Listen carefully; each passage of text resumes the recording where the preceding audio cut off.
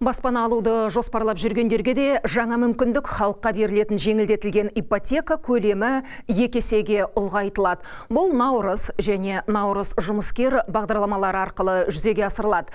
Пайызы төмен, шарты тиімді. Сонымен қатар әскери баспана бағдарламасы да қайта іске қосылады. Құрылыс компаниялары мен авто келісім шарт жасалып, 3 жылға дейін бағаны көтермеу міндеттеледі. Сарапшылардың пікірінше, қазіргі жағдайда бұл ең тиімді әрі уақытылы қабылданған шешім. Халықтың әлеуметтік жағдайына оң әсерін тигізеді. Екіншіден, жалпы нарыққа жеңілдетілген несиенің кіруі және де мемлекеттің субсидиясы арқылы кіруі бұл құрылыс компанияларының да еңсесін көтеруге, олардың да қызметтерінің жандануына әкелетін фактор.